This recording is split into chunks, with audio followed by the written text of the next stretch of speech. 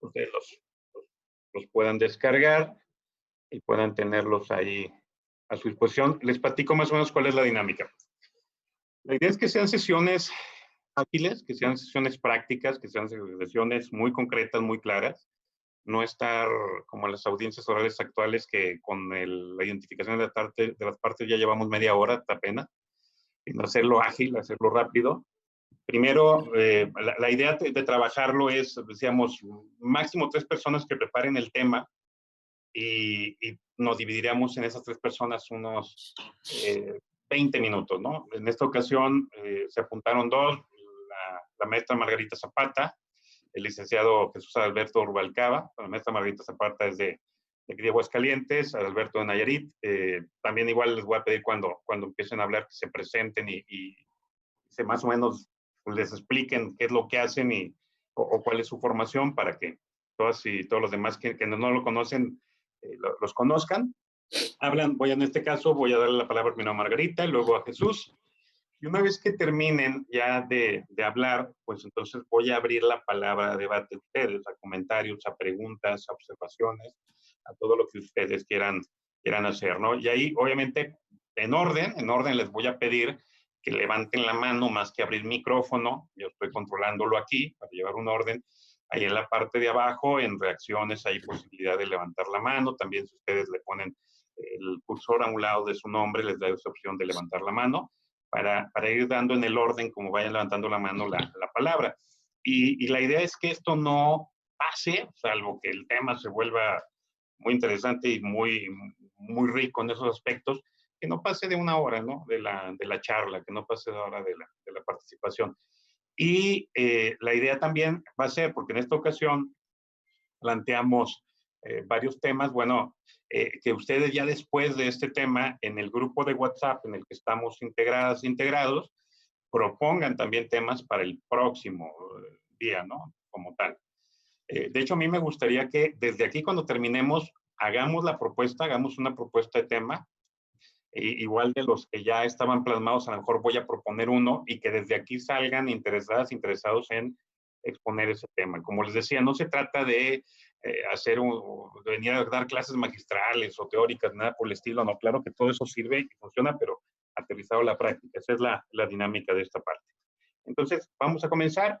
Agradezco, insisto, su presencia. También agradezco ahí a la asistencia de Margarita y de Jesús Alberto, que también ya están por aquí. Margarita, pues te cedo la palabra y muchas gracias y un gusto saludarte. Gracias, buenas tardes a todos y a todas.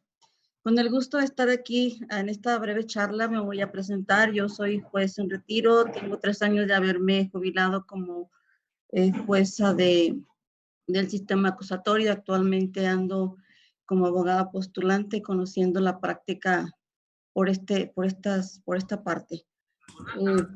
Para mí es un gusto estar en este grupo. Como lo dice el doctor, es importante enriquecer nuestro conocimiento con las aportaciones de los temas relacionados con el proceso acusatorio, que nos servirán sin duda para aplicación y operación del sistema penal. Adicionalmente, soy catedrática en clases de maestría en temas que tienen que ver con el sistema acusatorio. Y pues bueno, voy a participar brevemente. Pongo mi cronómetro, que aquí el doctor Eloy nos dijo 8 minutos, ¿verdad? Pongo mi cronómetro, voy a... De hecho dije 7, ya te aventaste uno más, pero está bien. Bueno, voy a ser breve. Comentar en esta breve charla el tema de la oposición fundada de la víctima y de lo que ofendido en la suspensión condicional. Bueno, todos sabemos que a raíz de la reforma del 2008 se implementó, entre otros aspectos, la justicia restaurativa como una forma de prevenir que a través de los mecanismos de solución de controversias, en el caso de la materia penal, se regularía su aplicación asegurando la reparación del daño y estableciéndose los casos en los cuales se requeriría de supervisión judicial. Se dijo, y todos sabemos, que la finalidad de estos medios alternativos de justicia permitirían resolver el conflicto generado por el delito sin correr riesgo de que se colapsaran las instituciones, además de incrementar la eficiencia, racionalidad de los recursos públicos. Y bueno, pues el Código Nacional prevé las soluciones alternas y todas formas de terminación anticipada. También se nos dijo que con esta salida se depuraría el sistema con la idea de que solo llegara a juicio oral un mínimo de los casos. Sin embargo, pues hoy la historia nos demuestra lo contrario. No es así, estamos ante un colapso del sistema con gran número de asuntos que se judicializan y con la vinculación al proceso, y pareciera que el éxito del sistema sería que un mínimo de asuntos fueran a juicio y que estos concluyeran con sentencia condenatoria confirmada en apelación y en amparo. Pero bueno, dentro de esas salidas alternas tenemos la suspensión condicional del proceso y hablamos del requisito que establece el 192 en su fracción segunda, como es la oposición fundada de la víctima. Creo que estaba de la mano con el plan de reparación de daño que debe plantear el imputado para acceder a la suspensión condicional. Es ahí donde aparece esa oposición fundada, cuando se considera que el plan de reparación que propone el imputado no logra satisfacer de manera idónea sus necesidades derivadas de la conducta delictiva y considera que no se le da acceso a una reparación de daño integral. Sabemos que la reparación de daño integral es un derecho humano constitucionalmente reconocido en el artículo 20, apartado C, fracción quinta de la Constitución Política, y está relacionado con el artículo 63.1 de la Convención Americana sobre los Derechos Humanos. Se habla de la víctima ahora de una manera distinta. Siempre se nos dijo que en el ámbito del derecho penal el más débil era el imputado porque tenía en contra todo el Estado. Ahora cambia el paradigma porque el más débil es la víctima, quien además de que no pidió ser víctima, sigue con una revictimización secundaria en las instituciones públicas desde el que inicia el procedimiento, incluso sin contar con un asesor jurídico que vele por esa tutela efectiva de los derechos. Y pues bueno, el asesor jurídico no está para adherirse a lo que diga el Ministerio Público, sino velar por los derechos victimales y con toda una obligación adicional, porque el Ministerio Público no puede excepcionalmente estar supliendo a la víctima, porque además de que tiene que tutelar los derechos fundamentales, tiene la obligación adicional de cubrir todas las deficiencias que tenga el fiscal, así lo establece la propia ley de víctimas. Pero bueno, al final del día, la mayoría de las audiencias de suspensión condicional suelen ser demoradas porque aún con el plan de reparación de daño que plantea el imputado, hay la oposición del Ministerio Público y el asesor jurídico porque no ven satisfecho el pago de la reparación del daño. Y bueno, las más de las veces que me tocó en la práctica jurídica como jueza, pues veíamos que no asistía a la víctima y simplemente con manifestar esa oposición, pues diferíamos las audiencias.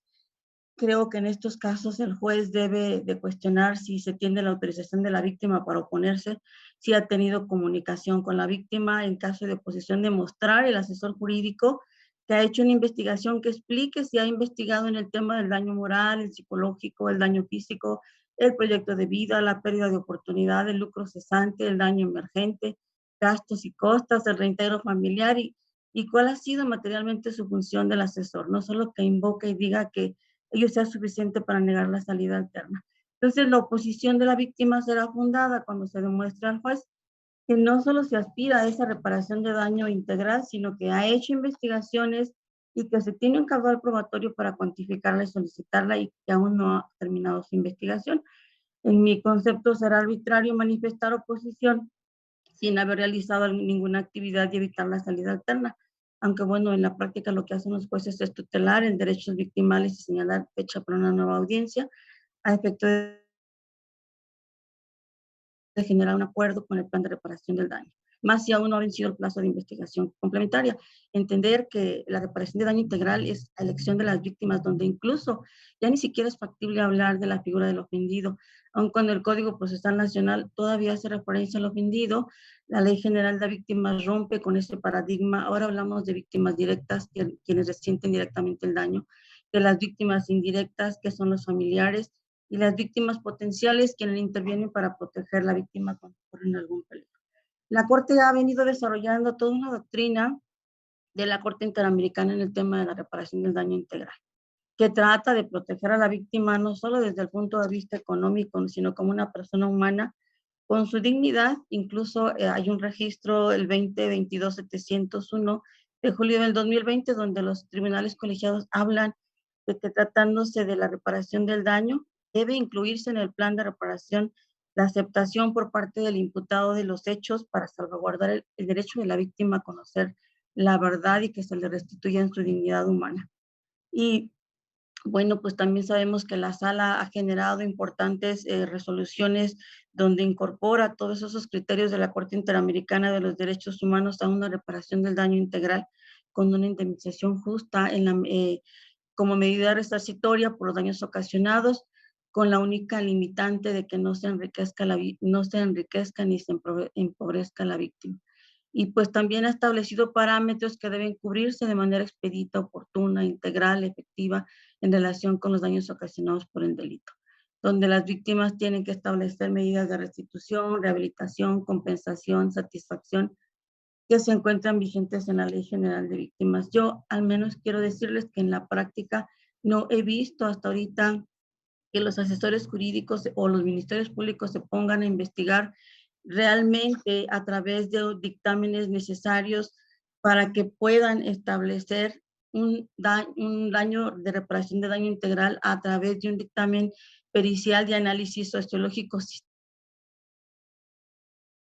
sistémico con enfoque en proyecto de vida, daño emergente y lucro cesante. Y que ahí debe de intervenir un grupo colegiado a través de un sociólogo, un actuario matemático, trabajo social, psicólogo, de manera que vayan generando toda esa reparación de daño integral, conocer todos y cada uno de sus conceptos y que de esa manera pueda la víctima tener acceso a una reparación de daño integral como una oposición fundada. Claro que no ocurre en la práctica y a lo mejor nos iríamos muy alto en cuanto al pago de la reparación del daño, pero creo que como asesores hay que seguir generando eso respeto a los derechos victimales y que bueno, pues si no paga el imputado, pues ni modo, no será injusto si no paga para resarcir, pero pues tenemos también la compensación subsidiaria del Estado.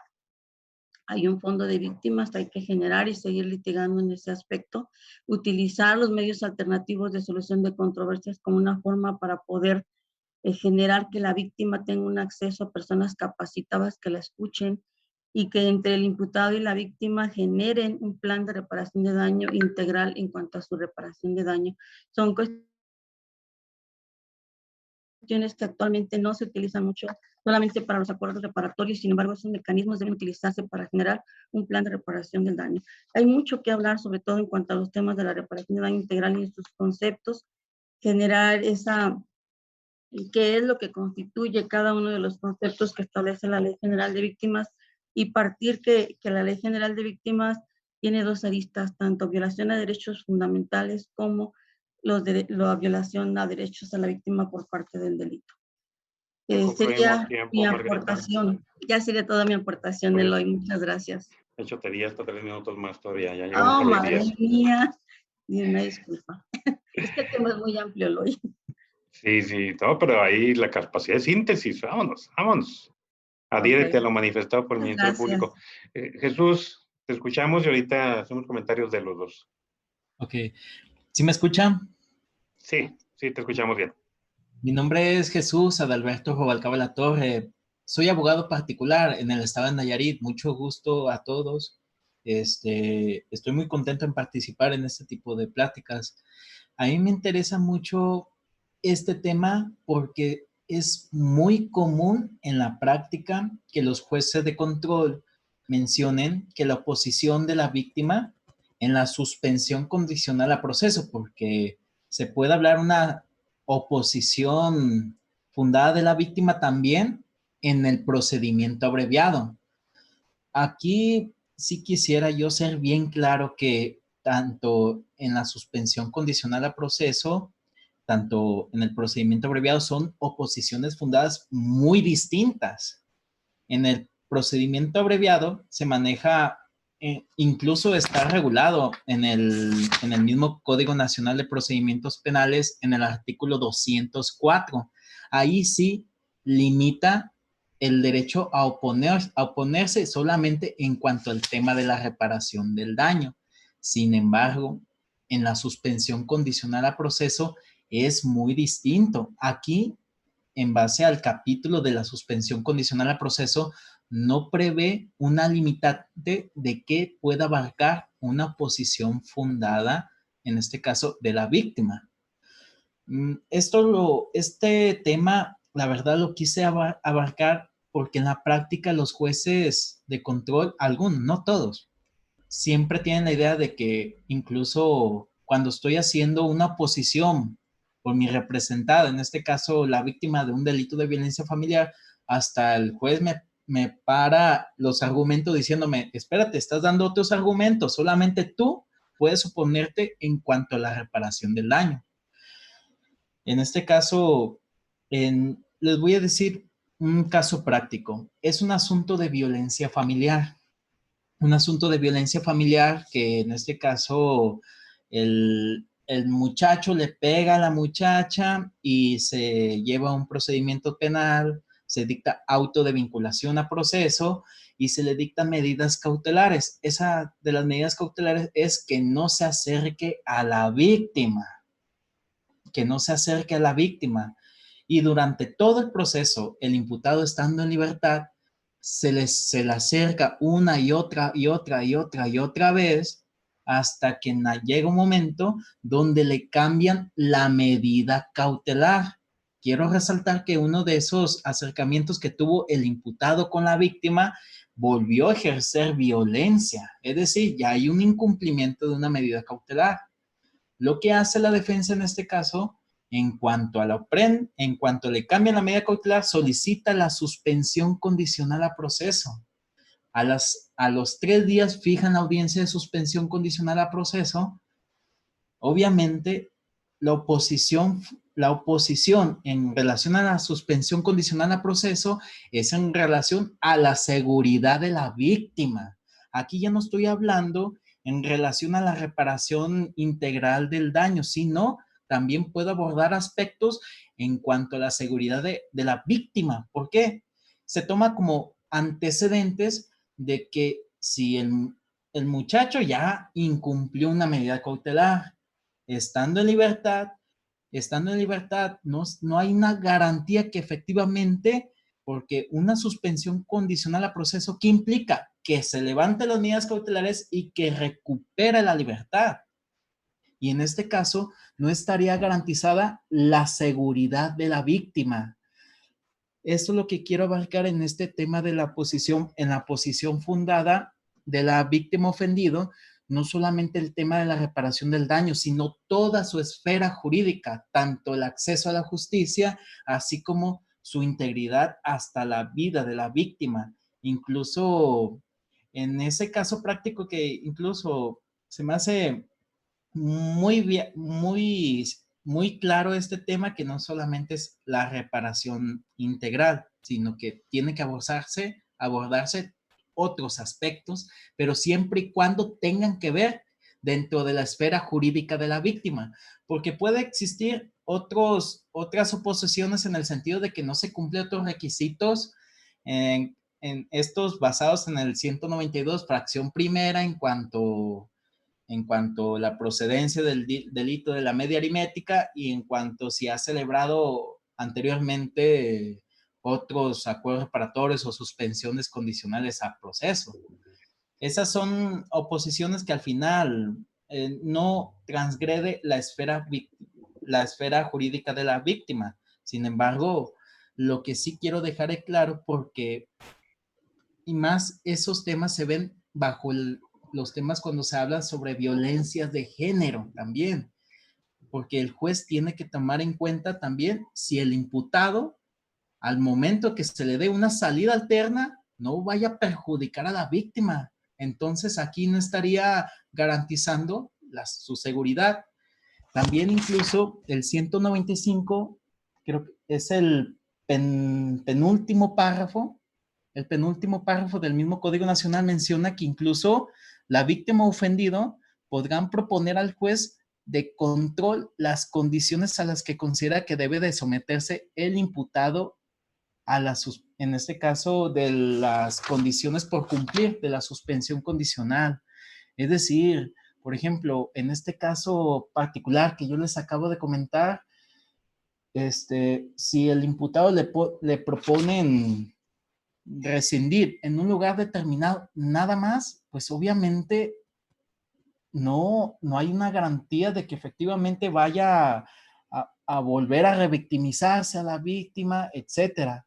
Independientemente sobre el plan de reparación, sino de que también se debe de tomar en cuenta toda la esfera jurídica de la víctima y que la posición fundada de la víctima en la suspensión condicional a proceso no está limitada al tema de la reparación integral del daño.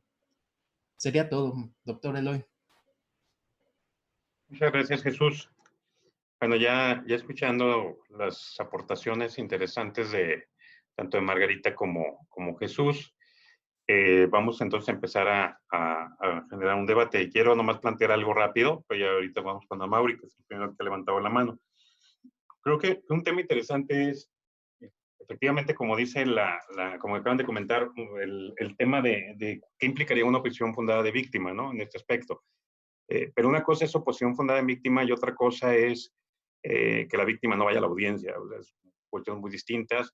El trabajo que hace el asesor, cómo se trata el asesor. Y sí, hay muchas cuestiones que si bien van a dar cuenta y vamos a ver, seguramente lo han visto en práctica, luego algunas juezas y jueces se vuelven extremadamente garantistas de que si la víctima no va, entonces no podemos iniciar, no podemos llevar a cabo, que si el asesor no se ha comunicado, etcétera. Y se está malentendiendo, a mi parecer, la cuestión acusatoria adversarial en México a volver al sistema paternalista, al sistema tradicional de pobrecitos todos. Y entonces, si no, la víctima no está enterada y el asesor no hizo nada, pues hay que diferir. O si el defensor ofrece pruebas fuera del plazo, hay que darle derecho a defensa aunque ofrezca fuera de plazo. Entonces, hay muchas cuestiones que han desnaturalizado o que están desnaturalizando el sistema por las mismas condiciones en cómo se aplica, ¿no? Entonces, creo que esta primera parte de como bien lo establece el 196 del Código Nacional de Procedimientos Penales, pues, bueno, nos dice qué pasa en esta parte con la víctima, qué pasa con su comparecencia, con la oposición. Hay que ver que la suspensión condicional tiene una base, igual que todas las salidas alternas, que la base es darle poder a la víctima. Eso es algo que nos vamos a enfrentar, ¿no? Es darle poder a la víctima. Las salidas alternas no sirven para beneficiar al imputado, sirven para beneficiar a las víctimas. E indirectamente sale beneficiado al imputado, claro, ¿no? En ese aspecto es una gran ventaja. Entonces, ahí también sería plantear esa parte, como por ejemplo, sea Margarita, bueno, si ni siquiera se ha metido a la reparación integral, o como lo dice Jesús en un momento determinado, más allá de la simple reparación integral económica, sino otro tipo de cuestiones, ¿no? Entonces, Amaury, te escuchamos. Gracias, compañeros. ¿Qué tal? Muy buenas tardes a todos. Bueno, lo que observo es que precisamente, como ya refería, subrayaba Eloy, me llama la atención el nivel a donde lleva la maestra Margarita, lo de la reparación integral del daño, que es en donde principalmente se podría manifestar la oposición fundada, ¿verdad? Para que se conceda que es uno también de los derechos del imputado, el optar por esta suspensión condicional. Tan es así que, por ejemplo, se ofrece un acuerdo reparatorio, no lo acepta la víctima, entonces me voy por la suspensión condicional. Es un derecho y si yo plasmo la reparación del daño, aunque sea 3 años, aunque exista la posibilidad de hacerlo de otra forma, bueno, pues se me tendría que otorgar esta situación. Y plantear elementos objetivos para buscar una reparación realmente integral, no lo que pide la fiscalía, que a veces se quedan cortos ahí por muchas situaciones. Bueno, podría dificultar un poco más que se conceda esta suspensión cuando realmente va encaminado a estos fines. Y por el otro lado, lo que decía Jesús, bueno, es que me parece que definitivamente las condiciones que son impuestas en esta suspensión son precisamente lo que garantizaría esta situación. Obviamente hay personas pues desadaptadas que si no están respetando todo esto, pero tendrán sus consecuencias, porque por ejemplo ya quemó el cartucho de la suspensión condicional, no van a ir por un acuerdo reparatorio, entonces aquí es en donde le cierran ya el camino y nada más hay que hacerlo valer para efecto de revocar la suspensión, el beneficio de la suspensión y continuar ya con otro tipo en su medida cautelar, que era la que tenía, que es la prisión ya, y se va a corregir esta situación, que es lo que él pretende de buscar esta seguridad. Serían los comentarios que tengo hoy. Ok, Amaury, gracias. Vamos a ir definiendo, estableciendo, pues, también para que los demás se animen a participar y no solamente sea un monólogo de 3, 4 personas. Planteamos esta parte y creo que lo atractivo del tema es, o era, bueno, ya con esta información, entonces aterrizar y concluir, o por lo menos empezar a generar lineamientos para poder argumentar o interpretar en un proceso penal qué es una oposición fundada de la víctima, ¿no? El artículo el 193, si mal no recuerdo, no, 192, no recuerdo bien. La verdad, yo no me sé los artículos, está en el código y uno nomás los ubica y con eso está bien, ¿no? Cada 15 días lo reforman, para que no los aprendemos. El, el tema es, uno de los requisitos para que no proceda la suspensión es la oposición fundada de la víctima. Entonces, ¿qué tanto esa oposición fundada es exclusiva de la reparación del daño? O si también es respecto a otro tipo de temas.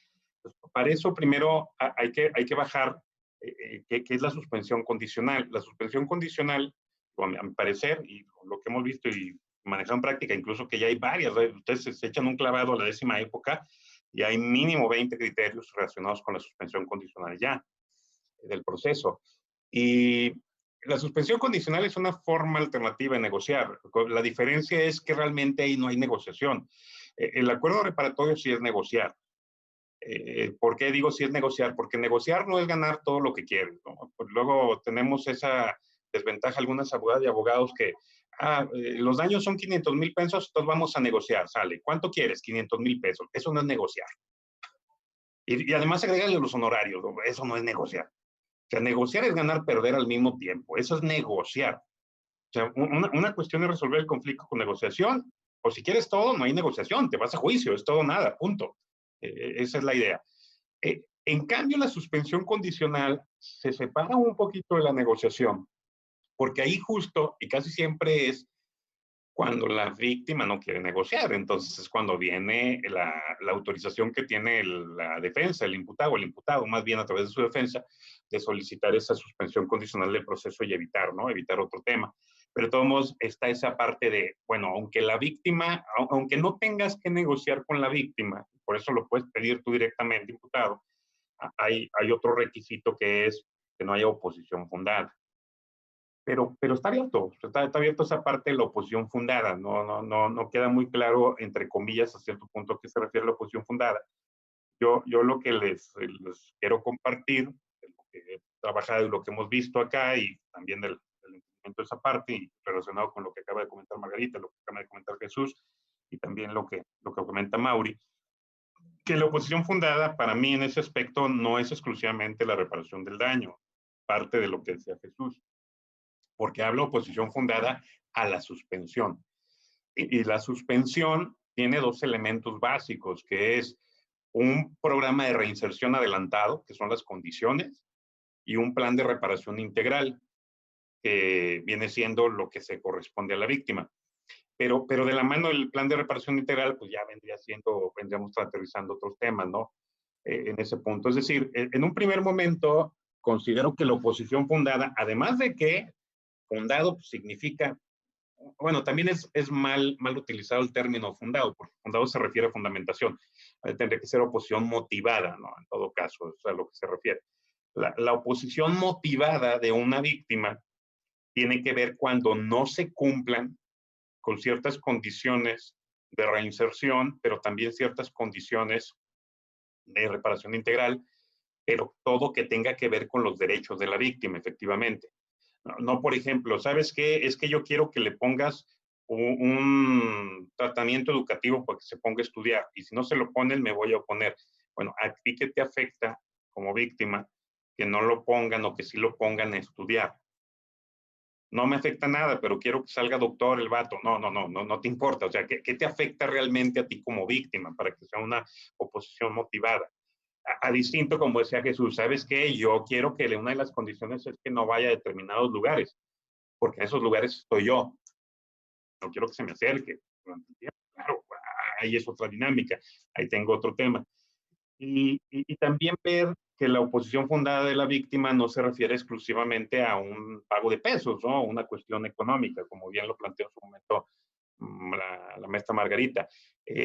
Hay un antecedente, no lo traigo aquí a la mano, pero se los voy a buscar y se los paso, Ya hace varios años, estoy hablando mínimo unos 7 años, más o menos, en Nuevo León, en sala penal, se revocó una suspensión condicional alegando que no se estaba cumpliendo con un plan de reparación integral para la víctima.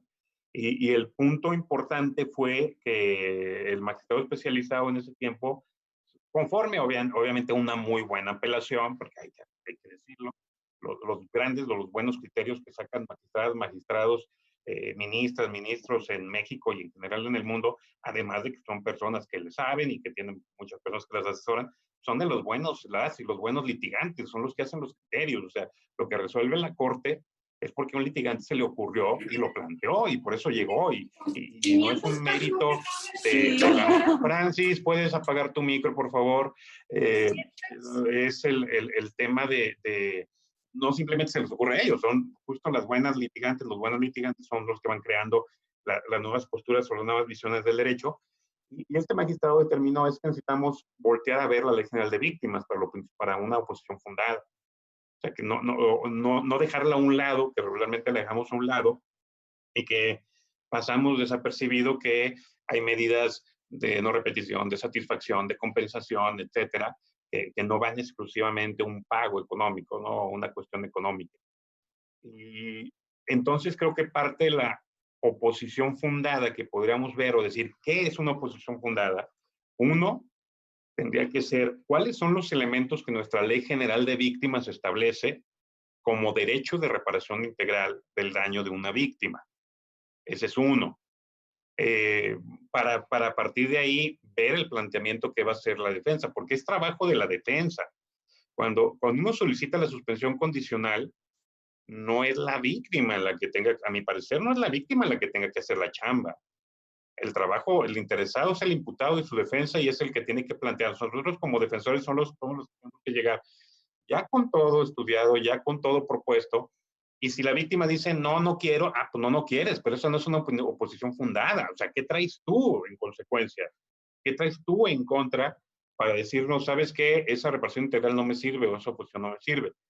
Hay un criterio, les voy a pasar el registro, que es el 20-22-701,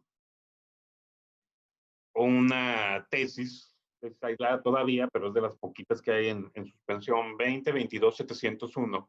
Nomás les voy a leer el rubro, ya ustedes lo checan.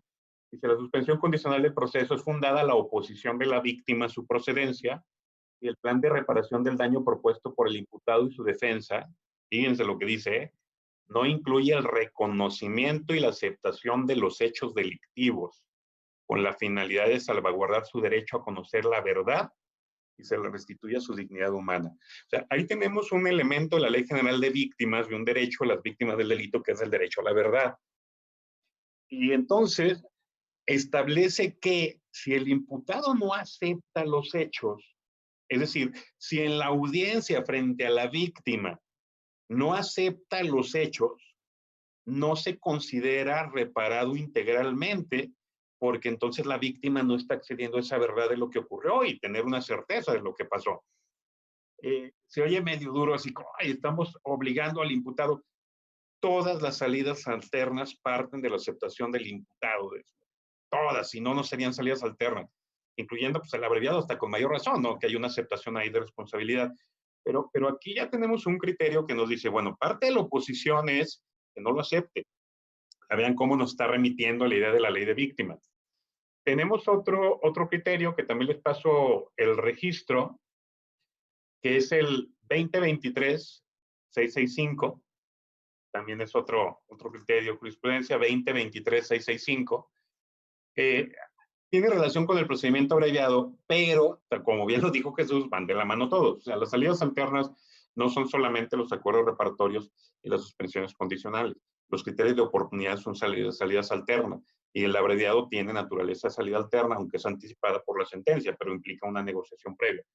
Y dice este registro, el 2023-665, dice la tesis, procedimiento abreviado, el artículo 2.4 del Código Nacional, que establece la procedencia de la oposición de la víctima ofendida del delito para que se lleve a cabo, no viola los principios de seguridad y certeza jurídica. Es decir, bueno, ¿y ese rubro qué me da? Más bien el contenido. Establece el contenido.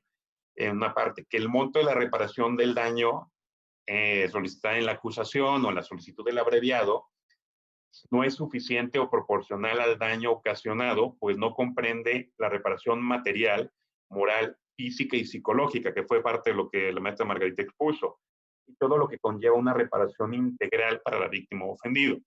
Es decir, este segundo criterio nos vuelve a dar esa idea de que la reparación integral no solamente va a una cuestión de pago de pesos, tiene otros derechos en los cuales se puede oponer la víctima. Y por último, ahí les va un concepto también de jurisprudencia de la primera sala sobre lo que es la reparación integral. Y creo que este es básico para determinar esa parte de la oposición fundada. Es el 2022-4. O sea, 2022-224 de la primera sala. El rubro es reparación integral del daño, medidas complementarias que la integran. Y entre todo, dice que dentro de esa parte de la reparación integral tiene que estar la restitución de sus derechos, bienes, libertades vulnerados, las medidas para rehabilitación física, psicológica o social, y ahí es donde viene la referencia a la Ley General de Víctimas. Medidas de satisfacción mediante realización de actos, garantías de no repetición de la violación y una indemnización compensatoria por daño material y moral. Mire, les platico que ahora que estuve yo en Fiscalía en Aguascalientes, digo estuve porque desde el año pasado no estoy, me salí por la consultoría internacional que traigo, pero les platiqué ahí, les trabajé en la unidad de litigio estratégico y uno de los temas que creo que heredamos y a mí me gustó mucho fue un nuevo modelo de acusaciones. Y en ese modelo de acusaciones establecíamos la petición de la reparación del daño de esa manera, estableciendo cuáles eran las medidas de satisfacción, cuál es la de no repetición, cuál es de compensación, para que quedara bien claro qué se iba a pedir por cada uno. Y justo con eso era, bueno, ya hasta era una ventaja para el imputado y defensor de decir, bueno, esto es lo que se viene y es por donde puedo plantear mi plan de reparación integral. Y ahí también que tuvieran mediciones los jueces y las juezas para saber si había oposiciones fundadas o no de las víctimas, porque a lo mejor el Ministerio Público no estaba en contra de la suspensión, estaba de acuerdo en que se llevara, más cuando estaba cargadísimo de trabajo, que bueno, que se lleve la suspensión, pero la víctima estaba armada que no, la víctima no quería, porque no querían las condiciones ni las medidas. Bueno, pero ahí es donde viene el tema, ¿no? De la cuestión del qué sería la oposición.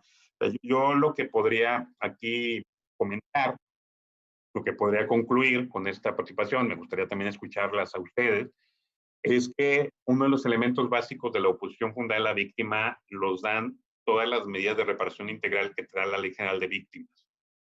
Eso es básico, es importante. Hay que observar esta ley de víctimas para saber hasta dónde puedo proponer, sobre todo cuando tengo una víctima que se va a oponer. Hay algunas que con una de las partes de simplemente pago de pesos se hace el arreglo y no hay ningún problema, pero va también más allá. Entonces, hay muchas medidas que no tienen que ver simplemente con pago, sino con las mismas condiciones que establezca el tribunal. Por eso la oposición también puede ser sobre las condiciones y las propuestas de condiciones que que imponga la víctima o el ofendido, por esa parte que también Jesús comentaba, ¿no? De otro tipo de derechos que no solamente van en lo económico. La idea de estos conceptos de fundamentación esencial o de reparación integral son restitución, sería el primero. La restitución implica restablecer las cosas al estado en que se encontraban. Y casi siempre se usa en delitos patrimoniales. Casi siempre es, ay, me quitaste este objeto, me dañaste este objeto, es cuestión patrimonial, bueno, restablece, ¿no? Esa parte. Pero puede ser otro, también restablecimiento de la salud física, mental, etcétera. La rehabilitación, que la rehabilitación vaya de la mano, ahora sí, con indemnizaciones por daño material.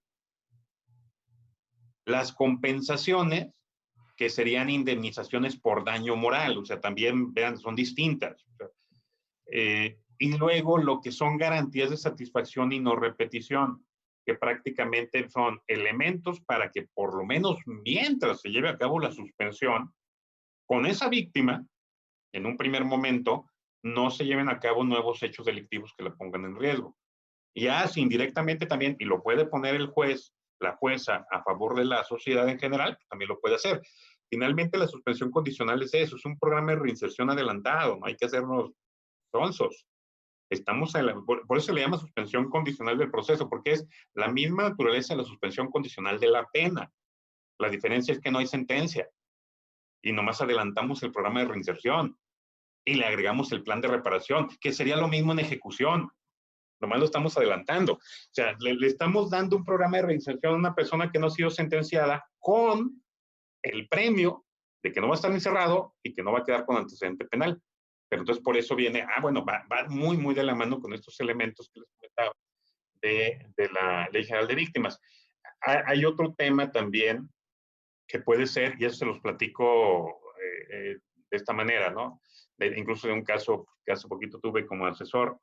Soy más defensor, pero tengo también casos de asesor, que también hay otro criterio, que es el 2020-494, repito, 2020-494, de tribunales colegiados, que ayuda también a que la oposición fundada de la víctima sea cuando se sepa que no se van a cumplir las condiciones. Y van a decir ustedes, pues, ¿cómo vamos a saber si es a futuro? Si una persona está detenida por otro proceso, sabemos que no las va a cumplir. Porque ha pasado eso, que están detenidos y entonces en un proceso diverso piden la suspensión cuando en el otro están detenidos. Con la esperanza de, luego de la suspensión, lograr un acuerdo reparatorio en el otro y poder salir. Y no, la suspensión no puede llevarse a cabo, también es una oposición fundada, cuando es evidente que no se van a cumplir los términos de la condición si la persona está privada de su libertad en ese aspecto. Y también el hecho, si recuerdan por ahí el 196 del Código Nacional hace alguna referencia, parece a cuestiones económicas del diputado, si mal no recuerdo. Sí, dice, en su resolución, el juez de control fijará las condiciones bajo las cuales se suspende el proceso, se rechaza la solicitud, aprueba el plan de reparación, mismo que podrá ser modificado. La sola falta de recursos del imputado no podrá ser utilizada como razón suficiente para rechazar la suspensión condicional. Pero es la sola falta, lo cual significa que sí es posible. O sea, es lo que deja este artículo. No estoy diciendo que yo esté a favor de eso, pero es lo que deja este artículo. De hecho, hay un criterio ya, una tesis que lo dice así.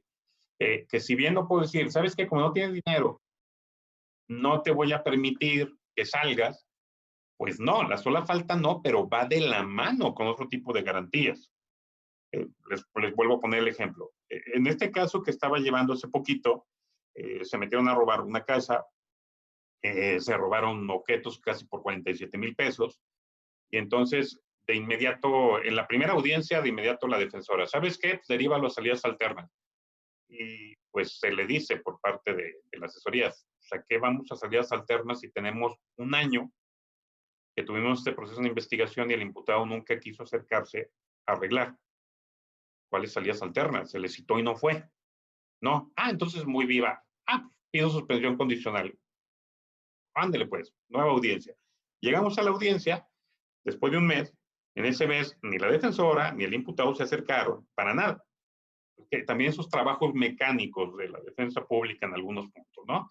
Más para quitarse encima al pobre cristiano y dejarlo encerrado un mes para que luego llegara a la audiencia y decir que se quede sin efectos y seguir fregando al pobre cristiano ahí encerrado. Llegamos a la audiencia y vuelve a ver, empezamos la audiencia y la defensa preguntándome, oiga, ¿ya tiene cuantificado lo que quiere?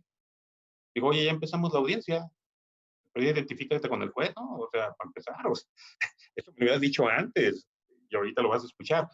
Y llegamos al tema de, no, bueno, es que se vaya en negociación, porque pues sí, todavía no tenemos identificado, no tenemos forma. Va, otra vez, ahora sí aceptamos la negociación. Llegamos a la negociación, obviamente esto lo digo con fines académicos, porque además ni siquiera digo el número de expediente ni nada, porque recuerden que lo que se da en las negociaciones se queda en las negociaciones, esa es la idea de la confidencialidad.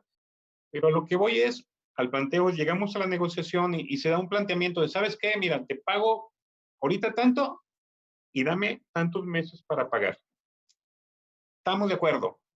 que nos des tanto y tantos meses, pero necesitamos que nos des una garantía económica. ¿Por qué? Porque no tienes trabajo, porque no tienes ingresos. ¿Cómo me voy a garantizar que realmente me vayas a pagar en tantos meses? No, pues no tengo para darte garantía económica. Ah, pues ahí hay otra oposición fundada de la víctima. Entonces, el llegar a decir, ¿sabes qué? Ahorita, mira, aquí está, ahí está el fajo. Ya llegué con la mitad del dinero. Ahí te va, así como para impresionar al juez. Ahí te va, ok. Y dame cada mes para pagar 5,000 pesos, etcétera, ¿no? Algo así. Muy bien, pero ¿cuál garantía me das? No, ¿cuál garantía? Pues ya te di el dinero. No. ¿Cuál garantía me das para yo saber que efectivamente se va a cumplir con mi reparación integral? Y simplemente lo único que quieres hacer es esto para quedar en libertad, no cumplir, esconderte y que otra vez me quede yo y ahora sí sin nada porque me prescribe el delito. Entonces, cuando regresemos a esa parte.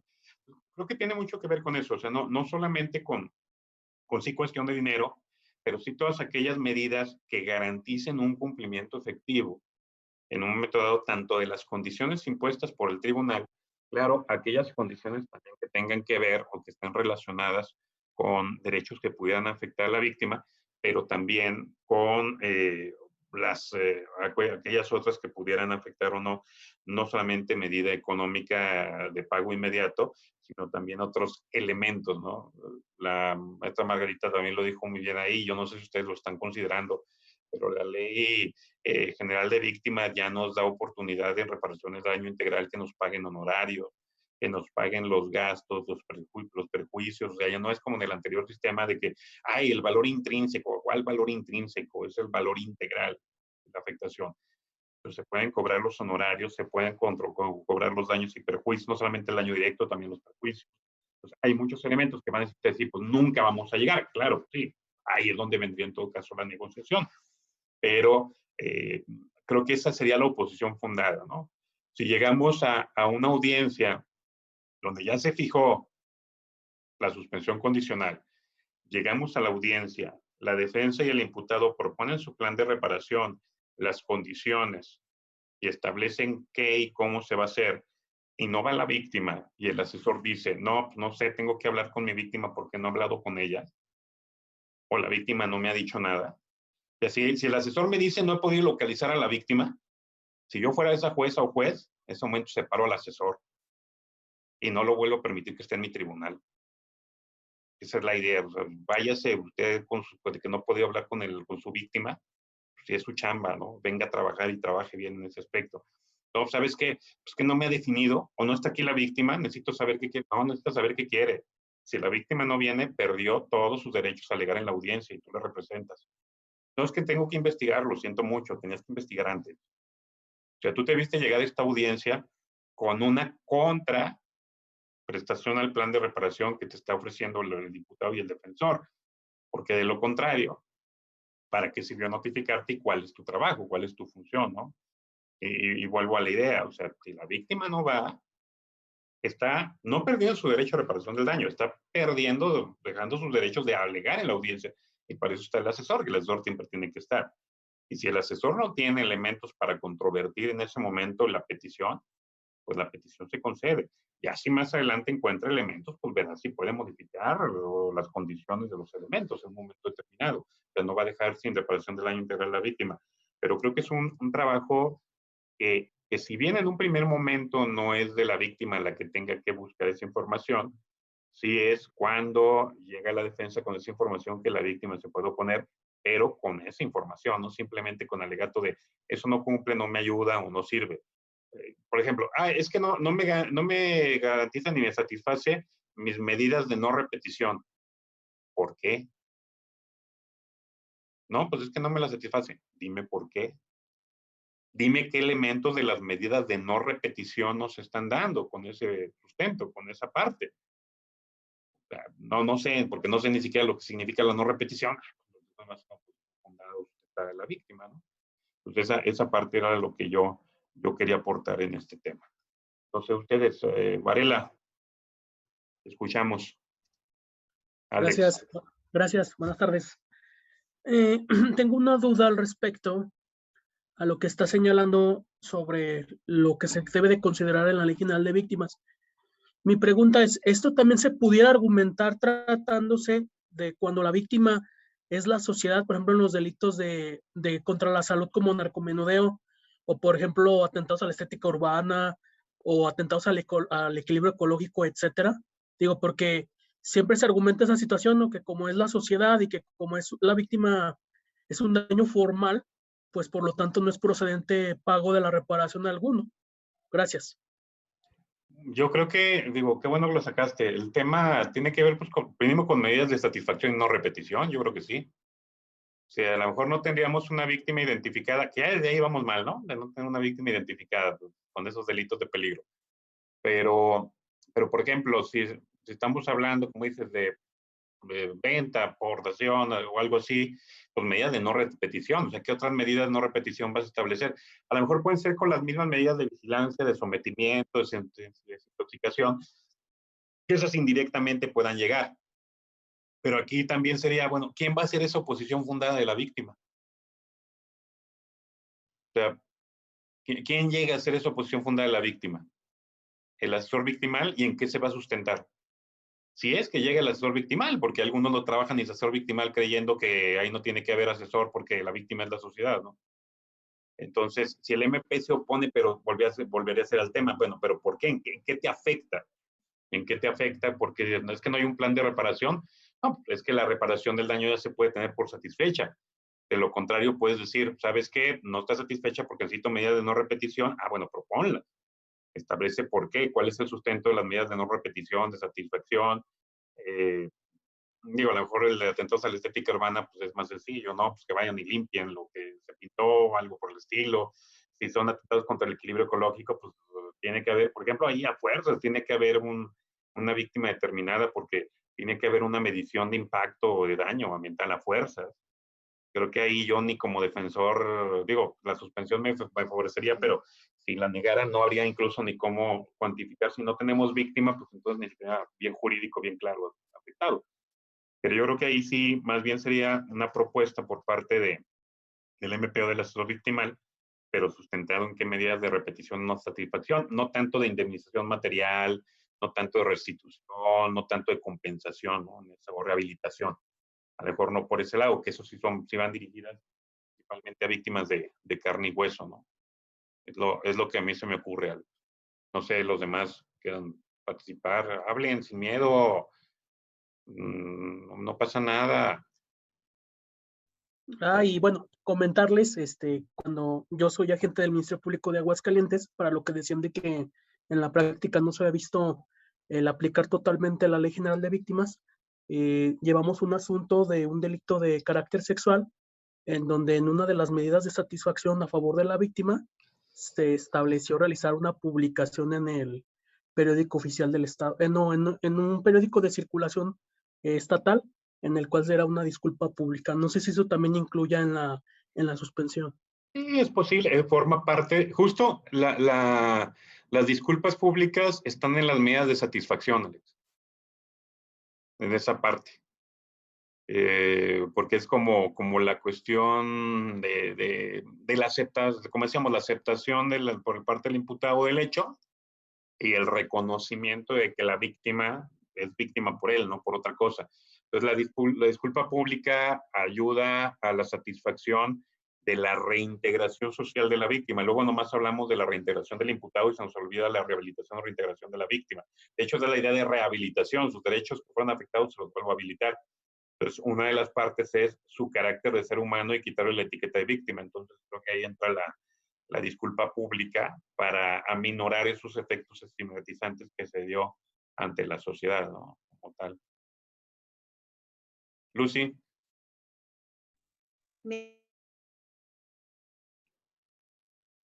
No te escuchamos, Lucy. Gracias, hola. No, perdón, ¿ya me escuchan bien? Ya, te escuchamos como robotizada, pero ya te escuchamos.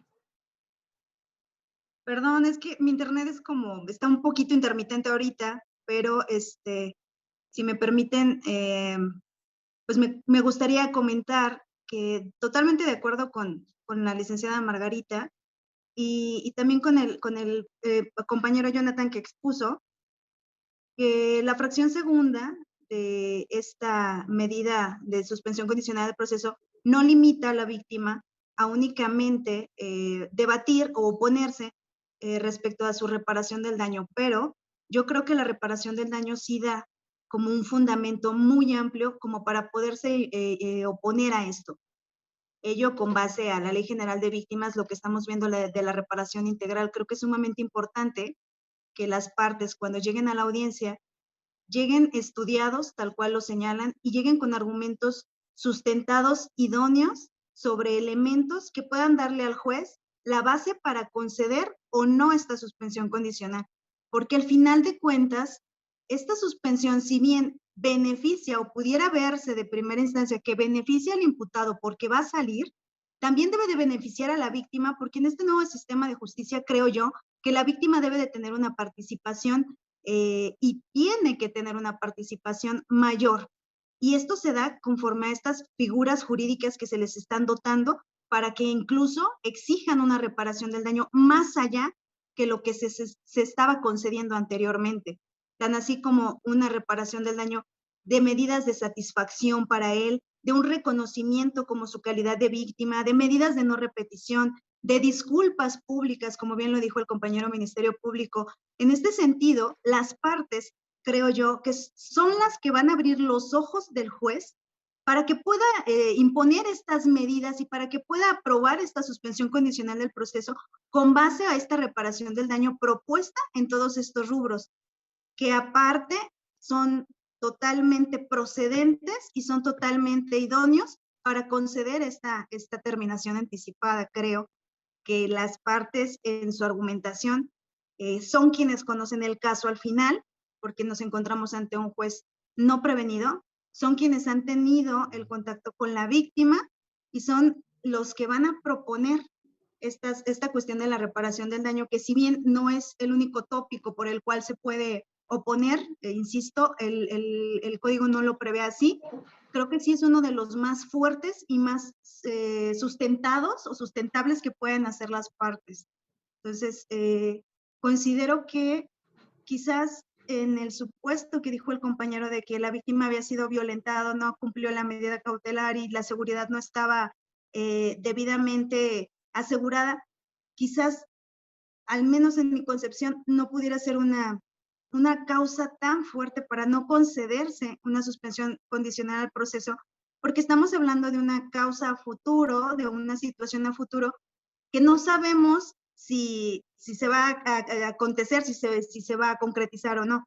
Sin embargo, si nosotros lo manejamos por parte, pero de la suspensión, oponiéndonos a ella, pero con base a una reparación integral, con medidas que nos garanticen la no repetición, ahí yo creo que le damos un giro a nuestro argumento y sí va a ser una oposición motivada, sustentada en razones lógicas, que muy posiblemente, y yo quiero pensar así, el juez va a tomar en consideración. Gracias, Lucy. Vamos con Alejandra, luego con Salvador, luego Luis Enrique. Alejandra, te escuchamos. Hola, ¿qué tal? Buenas tardes. Nada más agregar que hay que tener presentes también los principios de contradicción que se refieren en el artículo 6 del Código Nacional de Procedimientos, donde se establece que todos podemos oponernos a las peticiones y a alegatos de la otra parte. Y en este sentido, creo que es muy claro lo que también se establece en el artículo 167 del Código Nacional de Procedimientos, donde enuncia cuándo no puede ser una oposición fundada. Si el juzgador no puede garantizar la comparecencia del imputado durante el juicio, si no puede garantizar el desarrollo de la investigación, si no puede garantizar la protección de la víctima, de los testigos, sobre todo en específico al caso que comentaban en un inicio de violencia familiar, pues si no pueden hacer esto, definitivamente nos podemos oponer a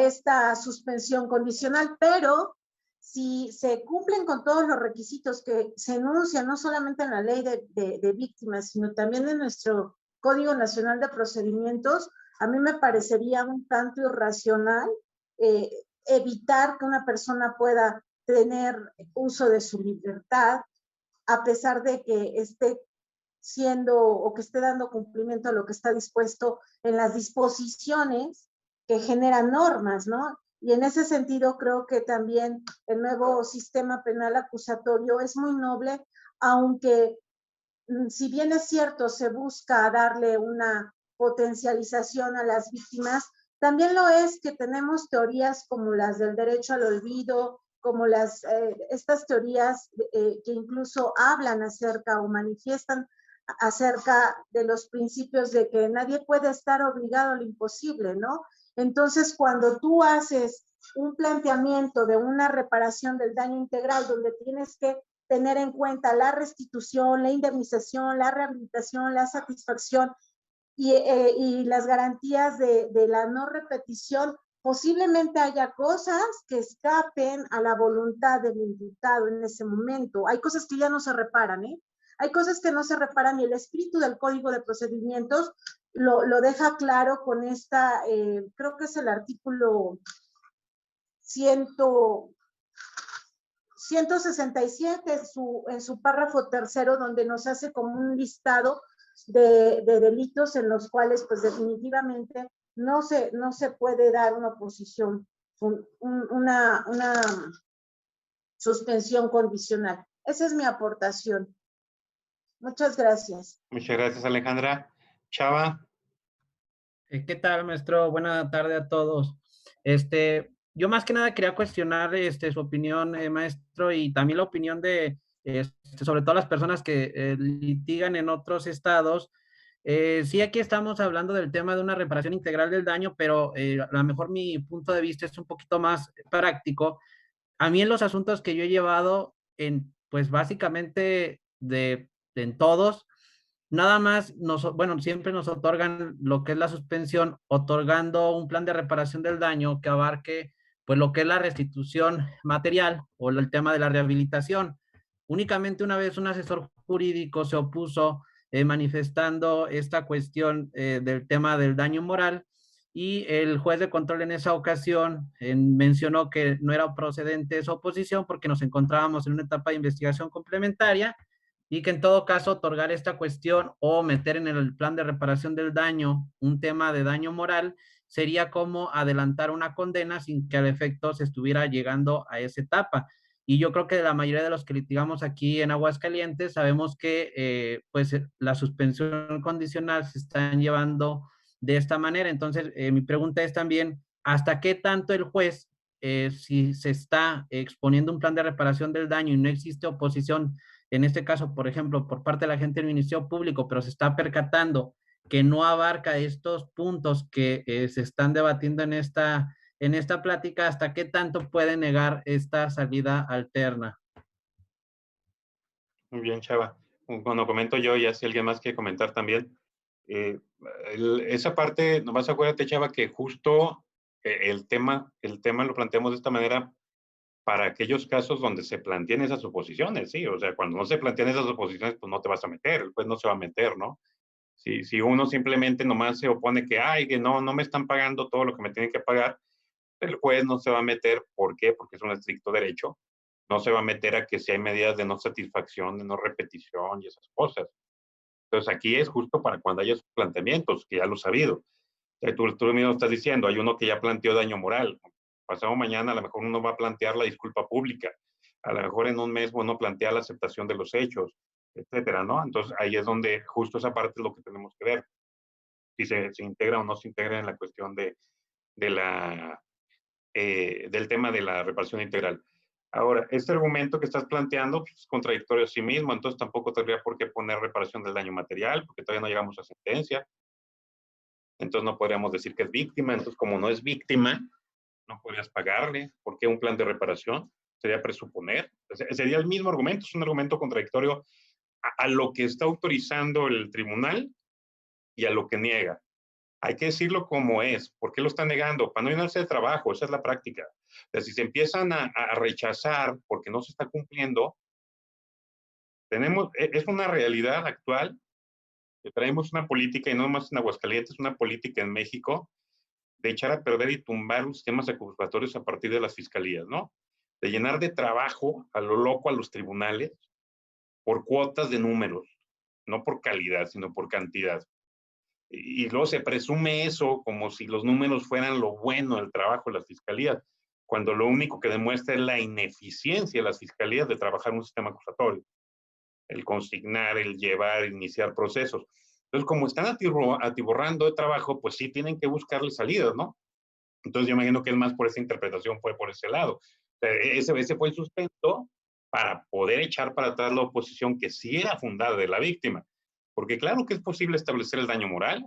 Oye, no se ha establecido, es que no hay un dictamen psicológico, entonces no puedes dar la suspensión ahorita. Primero búscate el dictamen psicológico y ya que se tenga el dictamen psicológico, pues ya ves lo del daño moral, ¿no?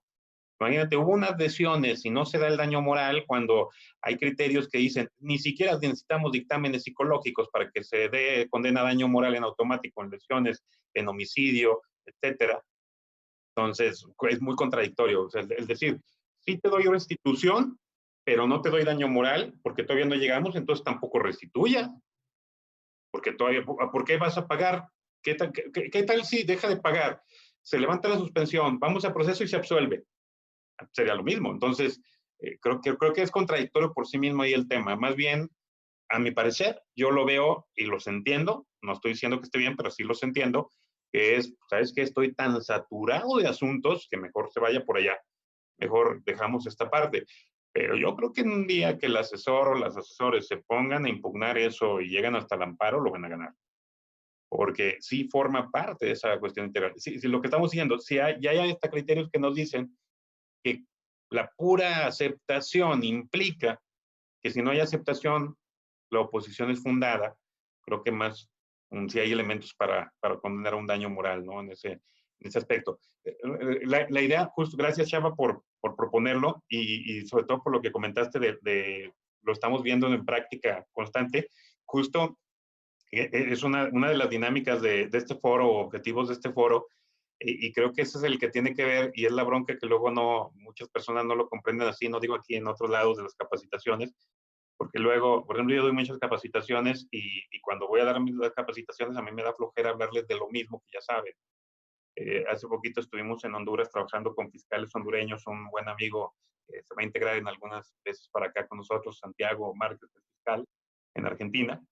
Y le comentábamos, cuando vieron ellos el programa, creyeron y al final nos dijeron, es que creíamos que nos iban a dar un repaso de todo, y no, el curso fue completamente distinto, con otro tipo de enfoque. Y justo es esto porque creo que estas charlas son entrenarnos a las dificultades, ¿no? No a lo que constantemente se hace. Lo que constantemente se hace, ahí está. El llevar de cajón las suspensiones, las audiencias iniciales, etcétera, pues ya hasta tienen los formatos hechos para llevarlos. Y justo es como, bueno, ¿cuáles son las otras cosas que han salido y que en un momento dado pueden llegar a salir? Pues yo creo que ahí sí, para mí es contradictorio por sí mismo esa parte. Por eso que comento, ¿no? Entonces, cualquier día un asesor impugna y a lo mejor se echa para atrás eso. Mira, les platico rápido. Por ejemplo, hay otra dinámica o había otra dinámica que a lo mejor se tiene que modificar aquí en Aguascalientes. El de llevar abreviados fraudulentos con las víctimas. ¿Por qué digo fraudulentos? Porque, dejamos para ejecución de sentencia la cuantificación de la reparación del daño, no jodan. O sea, eso ya sabemos que la víctima no va a recuperar nada, ya sabemos que no se le va a cuantificar nada, no se va a llevar un proceso adecuado en ejecución por la fiscalía ni por el asesor victimal. Pero el otro güey ya le dio un abreviado, ya suspensión, sustitutivo, y se va bailando y la víctima sin nada. Entonces, a un juez se le ocurrió decir, aquí en Aguas, se le ocurrió decir, no, espérate, el código habla de garantizar y no me estás garantizando. Y entonces rechaza. Pues obviamente te prenden los focos de, tengo un madral de trabajo y ahora no me van a dejar llegar a ser abreviados. Y entonces pues se apeló. Y les voy a decir que yo participé incluso en los argumentos de la apelación y fueron muy convincentes, pero yo no estaba de acuerdo en ellos, pero fueron muy convincentes. Eso era parte del rol que tenía en ese tiempo. Decirle, no, pues la mejor garantía es la ejecución, porque el juez de ejecución, bla, bla, bla. Total, se revocó en segunda instancia y entonces no hay bronca. Bueno, el código es muy claro cuando dice deberá de garantizarse, y garantizarse es una garantía. Tenemos que irnos a los términos civiles mercantiles y es garantizar económicamente y adecuadamente que se pague el daño. Entonces no puede quedar, primero no puede quedar para cuantificación en ejecución de sentencia. Tiene que estar cuantificado para llevar un abreviado. Segundo, si no tienes para pagar, tiene que haber una garantía que pueda hacerse efectiva en la ejecución por si no pagas. Y si no, no se lleva el abreviado. Y bueno, ¿por qué digo esto? Porque hace un mes ya sacó un tribunal colegiado, o la primera sala, si mal no recuerdo, un criterio que dice eso. Garantizar para abreviado es o con hipoteca, o con fianza, o con garantía económica, pero nada de que pura palabra y en ejecución. O sea, ahí mismo ya se va avanzando en esa parte de la reparación integral de la víctima y cómo van cambiando los criterios en ese aspecto, ¿no? Luis Enrique, tienes la mano levantada. Adelante. Hola, buenas tardes, maestro. Bueno, yo le tenía una pregunta a usted referente cuando inició esta plática. Usted dijo que la suspensión condicional del proceso no lo podían llevar o no se puede cumplir con una persona pues está ya detenida, ¿no? Le cuento esto porque en un asunto, pues una persona estaba por posesión de un narcótico y en el otro delito, lo habían agarrado después, estaba por secuestro. En el de posesión ya estaba en etapa intermedia cuando yo tomé el asunto, entonces se me ocurrió una suspensión, ¿no? Y dije, pues las condicionales que están en el 195, pues las van a cumplir, ¿no? De estar en un lugar determinado, pues va a estar en el reclusorio, no se va a escapar, ¿no? Y luego dije, pues dejar de consumir drogas, pues también, ¿no? Y programas, ¿no? Psicológicos ahí. Oye, eso de dejar de consumir drogas porque está encerrado, bueno. Y dije, y planteé, ¿no? Planteé la suspensión y llegando con el Ministerio Público me dice, pero no las va a cumplir. ¿Por qué motivo? Le digo, pues lo mismo, ¿no? Y me dijo, no, es que aquí no se da, esto fue en el Estado de México donde yo esta audiencia. Bueno, pues al llegar a la audiencia, el juez en efecto me dijo que no se podía porque estaba privado de su libertad y no podía hacer los trámites administrativos que se requieren. Pues para mí no fue como una determinación pues con lógica, porque pues, las condicionales las iba a cumplir y los trámites administrativos, pues supongo que se podrán hacer de otra forma. No sé. Ahora, hay otra cosa que también me brinca un poquito sobre la reparación integral del daño. Esta es en la vertiente de que qué pasa cuando ya estás en etapa intermedia y hay pláticas anteriores y en etapa intermedia tú solicitas en ese momento la suspensión condicional del proceso y no sé, ya está cuantificado en un supuesto de una violencia, ¿no? Está cuantificado el daño moral. Bueno, aquí en la Ciudad de México así pasa, ¿eh? Y la víctima se opuso en esa audiencia, pero estaba cuantificado el daño moral como en 10,000 pesos. La víctima se opone y su argumento es que ella había gastado 50,000 pesos más que no estaban en la carpeta de investigación, pero pues ya se había cerrado la investigación complementaria. El juez le da el uso de la voz, manifiesta esto, se difiere la audiencia y en audiencia posterior no acredita los 50,000 pesos, solamente acredita 5,000 pesos. Vuelve a decir que sí tiene cómo comprobar, nada más que está buscando sus facturas. Era una señora de la tercera edad, igual se difiere la audiencia nuevamente y para no hacerlas larga, pasaron 5 audiencias desde solicitada la primera. No pudo acreditar la señora los 50,000 pesos, nada más llegó a acreditar en total como 15,000 y se le dieron, y ella solicitaba el pago de 25,000 pesos porque si no, pues no iba a suceder, bueno, no se iba a dar la suspensión y se iba a oponer. En esa tesitura también estaba su asesor jurídico privado. Y aquí en la Ciudad de México lo que pasa es que si no está de acuerdo, o si no está de acuerdo la víctima en este caso, con la defensa, aunque no está acreditado, porque pues aquí lo que se acredita son con las documentales que ellos exhiben para acreditar eso, lo que aquí se hace es, pues quedas de acuerdo, porque si no quedas de acuerdo, incluso el juez, antes de que comience la audiencia, te dice, lleguen a un acuerdo, porque si no llegan a un acuerdo ustedes, yo me voy a negar.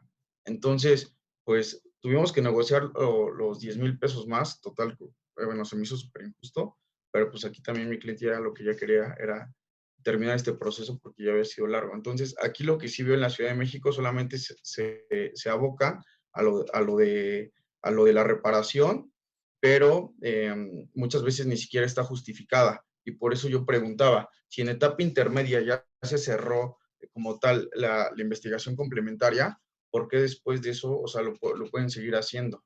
¿No? O sea, pueden seguir recabando información que supuestamente, pues, que hicieron, no sé, el pago de algo que realmente no hicieron, ¿no? Y de cierto modo, pues, las víctimas, en vez de contar con estos elementos de la reparación integral del daño, de rehabilitación, restitución, garantía de no repetición, al contrario, lo que hacen, pues, de cierto modo, yo sí lo vi en este asunto, fue enriquecerse. Entonces, esas dos serían mis preguntas, maestro. Bueno, igual por si alguien quiere participar también, nomás comentar. A lo mejor de la primera, Luis, a lo mejor no lo expresé adecuadamente. No me refería tanto que no pudiera cumplirse. Eso que comentas tú también se hace acá en Aguas. O sea, también hay personas detenidas que se ha solicitado su suspensión y se ha autorizado la suspensión con la persona detenida. Más bien yo me refería al criterio, que salía un criterio de jurisprudencia, que decía que supuestamente estando interno o no. Pero igual de lo que dices tú, sobre todo en cuestión de narcóticos, ¿no? Pues va a estar encerrado, no va a salir del estado, va a estar en un tratamiento de desintoxicación, pues sí, bueno, ahí se queda guardado, ¿no? Más bien me refería a esa parte. El otro, creo que tú mismo estás ahí dando la respuesta nomás que me parece, y creo que coincidiría contigo en el sentido de pues no sería válido si es información que ya está fuera de la investigación complementaria. De hecho, también hay un criterio ya, un criterio de tribunales colegiados que dice esa parte. O sea, los medios de prueba para ser admitidos tienen que ser en los términos una vez que cierra la investigación complementaria y obviamente se refiere a la información previa en la investigación complementaria, ¿no? Porque si no, nunca vamos a acabar. También en la ejecución vamos a seguir sacando nuevas pruebas. Entonces, también, yo ahí coincido, bueno, yo más bien, mi punto de vista, y creo que va con tu idea, es que la información para oponerme fundadamente tiene que ser con lo que tenemos hasta la complementaria, hasta que se cerró. Ya después de eso no entra, porque ya no forma parte de la litis. En el momento en que se formula acusación, se cierra la litis con la información que se obtuvo en la investigación inicial y complementaria. Ya no tenemos más litis. Entonces, todo lo que surge después es menos litis. Por ejemplo, a lo mejor se oye muy burdo, muy raro, aunque ahí hay unos criterios medio extraños. Y nos vamos a lo que es el incumplimiento de obligaciones alimentarias. O sea, eso de la reparación del daño, pues hasta que se dicte sentencia, no, mi chavo, dura 10 años el proceso, imagínate. No, pues hasta que se formula la acusación. Oye, pero después de la acusación, has seguido sin cumplir, pues ya es otro hecho, invéntate y aviéntate otro proceso, porque ya está fijada la litis con la acusación y con la información que tenemos aquí atrás, porque de lo contrario entonces sería recabar prueba fuera de término y que fuera válida, ¿no? Creo que por ese lado yo coincidiría en esa parte, no puedo ir más allá. Y también es muy similar a lo que dices, es muy similar. También acá es prácticamente, si no están de acuerdo, no se meten en broncas los jueces. Y si no han llegado a una negociación, y aunque sea no se meten en broncas. Si cualquier cuestión de que se opongan, la mayoría dicen no y no me meto. Y también, porque así como nosotros tenemos nuestro chat para este grupito, y Margarita no me dejará mentir, también los jueces tienen su chat nacional y también se andan compartiendo sus ideas y el cómo grillar y el cómo echar acá y demás. Nos hagamos tarugos. O sea, todos tenemos grupitos. Entonces, por eso hay muchas coincidencias. La bronca es que luego las coincidencias son de lo que no se debe hacer, más de lo que debe hacerse. Pero sí, también hay esa comunicación, ¿no? en ese aspecto. No sé, a ver, los expositores, Margarita, no sé si quieran comentar algo de esta parte que Luis está preguntando y comentando. Pues son muy interesantes los comentarios, pero yo coincido contigo que una vez cerrada la investigación complementaria, ya la víctima, cualquier cuestión que se oponga, si no tiene cuantificado nada, debe declararse improcedente porque ya tuvo toda la posibilidad de haber investigado, ya tuvo la oportunidad de haber recolectado todos sus datos para la reparación del daño. Entonces, en esa etapa yo considero que ya no tendría ninguna oposición fundada si no tiene cuantificado su reparación del daño. Lo único que, bueno, a mí me queda algo en la relación con lo que argumentaste hace un momento en cuanto al tema de que tiene que ser el imputado quien lleve un plan de reparación de daño. Obviamente que en la mayoría de las veces el imputado pues no presenta un plan de reparación de daño integral desglosando los conceptos, porque pues aparte yo insisto, a lo mejor mi idea es equivocada de que quien debe de cuantificar esa reparación de daño es justamente el asesor jurídico. O sea, el defensor o el imputado, como quieran, únicamente tratan de restablecer lo que implica el daño, la cuestión del daño a lo mejor psicológico, a lo mejor médico, clínico, pero otros aspectos se comprenden en la reparación de daño integral. Yo ahí sí creo que quien debería de tener cuantificada esa reparación de daño integral debe de ser el asesor. A lo mejor estoy equivocado, ¿verdad? Pero bueno, algo tienen que trabajar, ¿no? Oye, pues cuesta mucho trabajo decir por dos después de que le dan la palabra al Ministerio Público. ¿Por qué? Pues es que cuando le dan palabra al asesor jurídico, algo que manifestar, y hay unos que dicen por dos, ya ni siquiera me adhiero a lo manifestado por el MP, que ya es más raro, hasta menos saliva gastan, pero cobran igual. Pero aparte cobran y cobran muy caro. No, a lo mejor también ahí, a lo mejor no era tanto, bueno, sí dije, sí lo comenté de que debe de llevar, pero me refiero a la practicidad. O sea, si yo soy defensor, lo llevo, me adelanto, porque si el asesor victimal llega sin nada, regularmente el juez nos va a mandar a volar, o sea, va a decir, no, ¿sabes qué?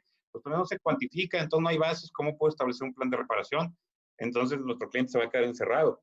De hecho, es lo que yo les digo, o sea, si ustedes van con una visión desde la vinculación al proceso, una vez que se dicte, de pedir la suspensión, hay que darle lata al Ministerio Público desde un principio para que se lleve los registros de que no tienes una salida alterna previa de esas y que la lleve desde la vinculación y uno llegar con un plan de reparación, porque si nomás lo solicita ahí, pues nomás, no, pues ¿sabes qué? Prisión preventiva, ahí te quedas y en un mes nos vemos para la suspensión. Más bien eso me refería. O sea, sí es cierto que debe haber una carga al asesor, pero si no lo lleva, el juez de todo modo no va a dar la suspensión. O sea, si no lo lleva, uno tiene, como tú dices, tiene que ser proactivo, o sea, cuando menos, sí, incluso en los delitos sexuales, ¿no? Yo llevo mi plan de reparación con mi daño psicológico y ya tengo un psicólogo que me dice que requiere tantas terapias, ya ofrecerles una cuestión de dinero, pero si ellos no llevan, pues yo creo que su posición no debe ser así por oponerse. Sí, de acuerdo. De acuerdo, o sea, uno es lo que se puede adelantar, o sea, si el MP no tiene cuantificado y el asesor está en la cómoda de no hacer nada, pues uno llega con unas pruebas que diga que son 1,000 pesos de reparación y frégate. En este momento es lo cuantificable y es lo que me dice el código. Que hasta ese momento, ¿qué tienes para cuantificar y se puede tomar en cuenta? Pues lo que tengo es esto. Oye, ¿qué es más? ¿Dónde está? No tengo, lo siento mucho. Ahí sí dame la suspensión. Yo ya estoy probando. Por eso decía, más bien esa parte me refería con la de cuestión del adelantamiento. Gracias. Y gracias, lo que Margarita. Sí también yo digo, perdón, ya la última. No, perdón, adelante. Lo que sí yo digo es que se deben de elaborar ese tipo de dictámenes complementados con todos los aspectos que requiere para poder realmente, por parte del asesor, cuantificar una reparación de daño integral. A lo mejor van a salir millones, incluso en un homicidio, ¿no? Hace poco vi un dictamen actuarial realizado con ese enfoque de proyecto de vida, daño emergente en un feminicidio, pues salieron 2 millones de pesos de reparación de daño, ¿verdad? Entonces pueden salir muy altas las reparaciones de daño si es realmente integral. Esa sería toda mi intervención. Gracias. Gracias, Margarita. Vamos, digo, ya para concluir también no irnos tan extender tanto. Blanca, Alejandro, Itzel y luego nuevamente Luis. Y con eso concluiríamos las participaciones. Blanca Mendoza, te escuchamos. Hola, buenas noches. Yo como defensora aquí en Puerto Vallarta, Jalisco, pues me he enfrentado con la situación de que muchas veces la oposición del Ministerio Público o de los asesores, sobre todo particulares, deviene de cuestiones que no son objetivas, porque solo son argumentos que ellos refieren. Recuerdo un caso de un abuso sexual infantil donde la fiscal se oponía porque decía que había afectación en la, por ejemplo, no nada más en las niñas, sino también en sus familiares. Y un tema es que muchas veces quieren presentar como ofendidos, pues casi a todas las fracciones del 103 que nos habla del ofendido, los cónyuges, hijos menores, ascendientes, concubina, con la finalidad de incrementar esta cantidad, que creo que no es nada objetivo y que al final de cuentas, cuando se terminó haciendo dictámenes a las mamás, pues resultó que la afectación de las mamás era más grande que la de las menores. y al final de cuentas, pues se pagó, ¿no? Se pagó con la finalidad de solucionar el conflicto, pero creo que como defensa, pues también se pensó en cuestiones, y eran personas que iban a vivir aquí en Vallarta, tanto el imputado como las víctimas, bueno, de qué manera podían evitar estar cerca, la disculpa, el tema de buscar ese acercamiento con el Ministerio Público, con el asesor y muchas veces con las víctimas, porque también ahí se advirtió que a la menor, no obstante, era una obligación del fiscal, pues derivarla al psicólogo, no se estaba llevando al psicólogo. Entonces yo le decía al Ministerio Público, ¿te opones a que nos podamos ir a la suspensión? Es un delito de abuso sexual que en las fracciones que tiene esa posibilidad, y a la niña no la están llevando al psicólogo porque la mamá dice que no tiene dinero. Entonces, al hacer ese estudio socioeconómico, pues obviamente se advirtió que ese dinero que le queríamos pagar, pues iba a servir también para este fin. Entonces, yo considero que tanto ambas partes tienen que tener datos objetivos y esta investigación en el tema de me voy a oponer y cómo voy a justificar esto que va a ser mi contraparte. Entonces, por ejemplo, otro tema es los delitos culposos, que sabemos que tienen una sanción mínima y que también muchas veces la reparación del daño, por este mismo concepto que quieren meter a toda la familia, pues se eleva bastante. Y yo entiendo que, por ejemplo, los asesores particulares tengan que cobrar una cantidad de dinero, pero ¿por qué no lo visionan? Se arregló este asunto a través de un arreglo más rápido, pues obviamente le cobro menos a la gente para que sea posible, porque ha habido casos donde la reparación del daño son 30,000 y el asesor quiere que le paguen 60, entonces que me paguen 90. Entonces sí se me hace como ilógico y como que muchas veces ese argumento se basa en palabras. Por ejemplo, las sanciones que ameritan para los delitos culposos de 3 días a 8 años, digo, bueno, pues si no quieres que te pague, pues me voy al juicio, que me lo sentencien y ya cuando salga, pues ya compurgó. Pero al final de cuentas, al hablar con los imputados, muchos imputados dicen, es que yo no quería hacer eso, o sea, me siento mal y quiero hacer algo por la otra persona. No tengo tanto dinero, pero mira, ya vendí el chivo, la moto, ya vendí todo esto y a lo mejor no alcanza para lo que se considera en base a la ley del trabajo, pero sí hay esa voluntad y muchas veces creo que a las víctimas no les bajan toda esa información o esta carpeta está débil, o sea, puede ser que incluso ni siquiera lo sentencien y considero que como defensa, pues a veces tienes que andar viendo cómo llegas a la víctima y a veces de esa forma puedes llegar al arreglo porque no le habían dicho todas esas circunstancias. Y es un poco difícil, obviamente, porque pues la gente tiene su pena, sobre todo cuando alguien fallece, ¿no? O cuando hay un abuso a un menor, pero algo tienen que hacer. Entonces, considero que debe haber esa objetividad también en los jueces, esa exigibilidad de que esos argumentos tengan un fundamento en algo, no nada más que las partes digan que no, porque no, o que, ay, es que no me enuncian todas las características que me tienen que satisfacer, pero no dicen en dónde las tienen fundamentadas, o sea, en qué fue lo que agregaste a la carpeta. Esa sería mi participación. Gracias. Gracias, Blanca. Sí, creo que, bueno, pues, en general creo que otro tema importante que podemos tratar más adelante es esas partes de las negociaciones, ¿no? Del aspecto del abogado negociador y no el abogado peleador de siempre, ¿no? También hay formas y estrategias y como bien dices tú, pues eso motiva y más por los que hasta cobran por hoja, a llevar los procesos y alargarlos, ¿no? En ese aspecto. Pero sí, obviamente ambos tienen que llevar información, parte de la cuestión sustentada, información objetiva, de lo contrario, no vamos a llegar a ningún lado. Gracias. Alejandro, escuchamos. Gracias, Eloy. Sí, mira, comentar, digo, básicamente creo que todos estamos en la misma sintonía en cuanto a que los jueces tienen la misma, como más o menos, vamos a decirlo así, estructura para resolver, ¿no? Acá en Jalisco es exactamente lo mismo, 25 jueces de control, digo, por lo menos en el área metropolitana, que la mayoría te dicen, y me han tocado de esos 25, te puedo decir 20, que me han dicho, yo nunca doy una oposición fundada, nunca. Nunca, y vete al amparo y ya en el amparo tú te pelearás. Hubo uno aquí muy cuestionado que tuve, les comento rápido cómo fue el tema, fue una tentativa de homicidio, le dispararon a un patinador. ¿Qué pasa? Cuando el imputado solicita la suspensión condicional, obviamente ellos en esa suspensión ponían el tema de la cuestión médica que él iba a requerir. De ese disparo le quitaron 15 centímetros de intestino. Entonces, ellos únicamente hablaban del tema de la reparación psicológica, vamos a decirlo así, restaurativa, y el daño material.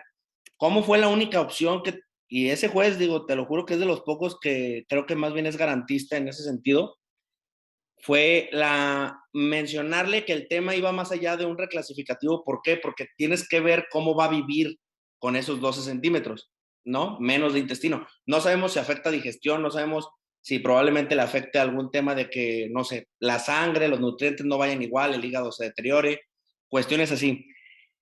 Esa oposición fundada así tiene, o sea, más bien tiene que ir encaminada a lo que tú tengas en la carpeta de investigación, que es parte de lo que decía Salvador. De hecho, hay un criterio de la Corte que creo que salió, haz de cuenta, no sé, 10 días antes de que yo tuviera esa audiencia, del estado de Oaxaca, creo que es, en la cual dice hasta dónde se limita y cuando tú pides la suspensión, es decir, si estás en la etapa de vinculación, hasta la etapa de vinculación, y si no, si es en la intermedia, hasta lo que hay expuesto en la intermedia, ¿va? ¿Qué es lo que a mí me ha funcionado en tema de oposición? Solicito datos de prueba en el tema de en cuanto vinculan para la investigación complementaria, solicito ciertos datos de prueba que creo o depende para el tipo de asunto, por ejemplo, en este caso el reclasificativo de lesiones, y con ese lo puedes fundar. A mí es lo que me ha funcionado, me funcionó de hecho en la Ciudad de México y me funcionó aquí en Guadalajara, pero sí, digo, la verdad es que es una constante que te digan que no, que el tema de la suspensión condicional únicamente va en la restauración económica. Ese es mi comentario. Gracias, Alex. Sí, pues es muy común esa parte, tienes razón. Y gracias también por ese tip que sacaste al final. Muchas gracias. Itzel. No te escuchamos. Abre tu micro, porfa, Itzel. Ya, buenas tardes. Ya, buenas tardes, te escuchamos.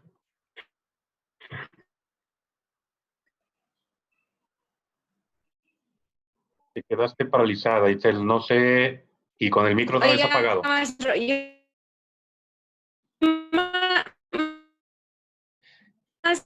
No traes buena señal, Itzel. Igual si quieres, apaga tu cámara y deja nomás el audio, porque no traes buena señal.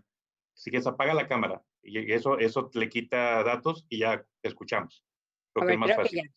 Yo más que nada tengo una consulta. ¿Hay recurso o directamente se va al amparo contra la negativa de pensión? No te entendí. Creo que perdón, creo que escuché como si hay recurso contra la resolución o te vas directo al amparo. Creo que esa fue como la pregunta. Sí, pero no escuché.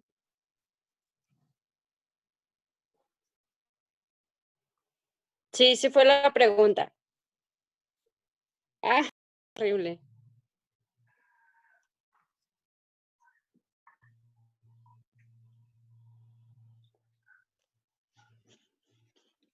Se me cortó.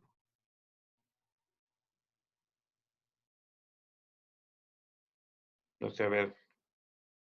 Es que no te escucho.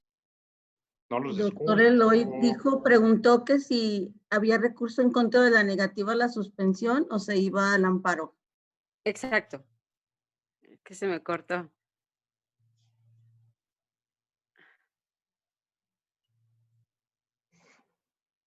A ver, ya. La pregunta era, ¿si hay recurso contra la negativa de la suspensión condicional? Sí, apelación. Sí. Es apelable. Son 3 días a partir de la resolución. E incluso también hay unos criterios ya que establecen que no se admite el amparo indirecto sin el recurso previo porque no es imposible reparación. Entonces, sí hay que agotar primero la apelación y luego el amparo indirecto. Okay. Contra eso. Y esa sería la bronca, por ejemplo, si se concede, porque se concede o se niegue. Entonces, si se concede y la víctima tiene que apelar primero y luego el amparo, y ya cuando se resuelve el amparo ya estamos en bronca, ¿no? Pero sí, primero es la apelación, Itzel, y luego ya viene el amparo. Perdón, no escuchaba bien, ¿eh? No se preocupe, gracias. Nada, Luis, escuchamos, Luis Enrique, otra vez. Adelante.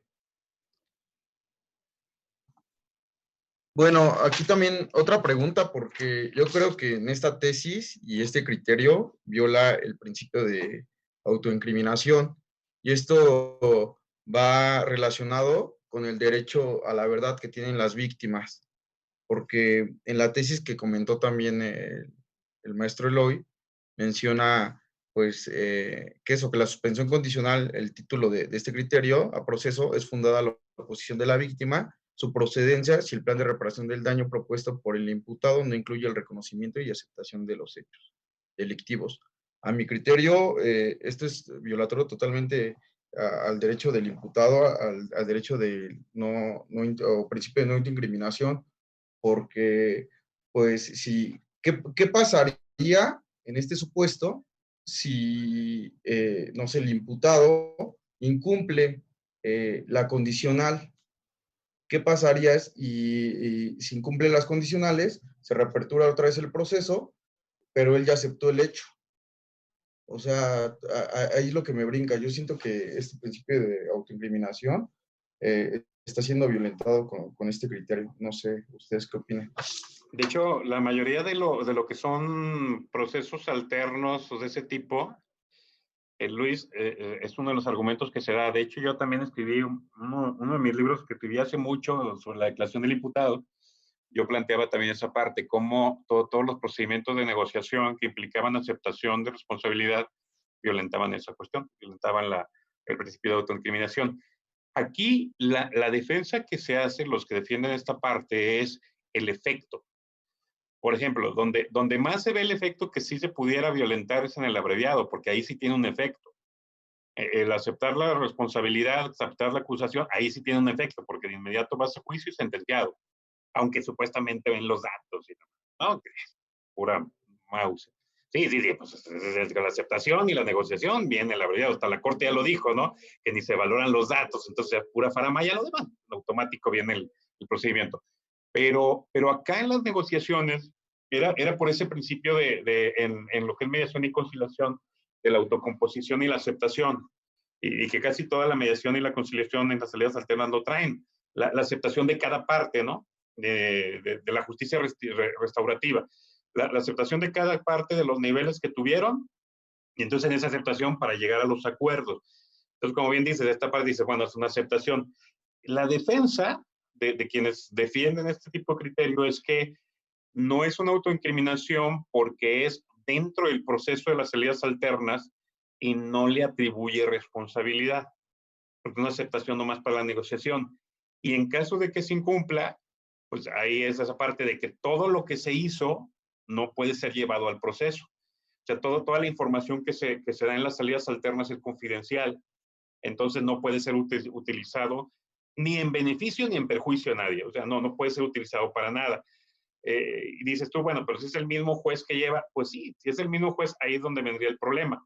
La cuestión es, bueno, si no se lleva la suspensión, ya llegamos a juicio oral, pues tiene que ser otro tribunal y no tiene por qué enterarse. Lo que sí es, me ha tocado en práctica que se le ha ocurrido a ministerios públicos y también se le ha ocurrido a defensas alegar eso en las audiencias de repente. Entonces, ¿sabes qué? Es que nosotros queríamos negociar, pero pues acá la víctima no quiso, el defensor no quiso. Eso es para separarlos en automático el cargo y quitarles la licencia, o sea, porque es algo prohibido. Entonces, sí entiendo el punto, pero aquí los que defienden el criterio es ese, que supuestamente esta información se queda en las salidas alternas y luego ya no se utiliza esa información no se puede utilizar más adelante, porque la idea es no generar un prejuicio efectivamente en el juez o en la jueza, en que, a ver, la víctima no quiso, entonces, ¿por qué no se hace venir, mendiga víctima? Voy en contra tuya. O el que no cumplió es el imputado, o ya lo aceptó, pues entonces ya mejor de una vez citamos. Pero es por eso que se da esa, vamos a decir, defensa de que supuestamente no se da una autoincriminación. Pero claro, es una aceptación de responsabilidad. Finalmente es una responsabilidad aceptada y es una autoincriminación. ¿Por qué? Porque además la autoincriminación es en cualquier momento, ¿no? O sea, no, en cualquier parte del proceso y en cualquier fase, en cualquier incidencia, tienes el derecho a no autoincriminarse y ahí es donde vendría cuestionado. Sí, coincido en esa parte contigo. Más el efecto es supuestamente por eso, que no se va a utilizar más adelante. Bueno, esa parte. Muy bien, no sé si alguien ya para cerrar, quisiera comentar algo, o sea, para cerrar el tema. Digo, la sesión creo que ha sido muy productiva. Les dije que iban a ser buenas estas sesiones, porque estamos varios, de varios estados, varios lugares, y que andamos ahí no más en la cuestión de académica, también la práctica y esos rollos, y ayuda mucho, es lo que retroalimenta. Pues les digo que son especies de clínicas, lo que quiero que sea esto, un grupo de clínicas, prácticas, y para ir gestando, que salgan de aquí criterios que incluso podamos promover y luego ya más adelante los resultados retroalimentar cómo nos fue, ¿no? Con esas propuestas de lo que hemos escuchado. Entonces, Aldo, levantaste la mano, te escuchamos. Tienes cerrado el micro, Aldo.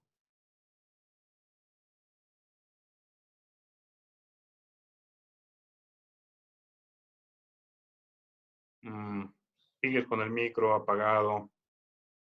Más bien que levantaste las manos, pero no te escucho. Sí, se sigue apareciendo con el micro apagado, Aldo. Déjame, igual te mando solicitud de reactivación, a ver si con eso se puede. ¿Cómo? No.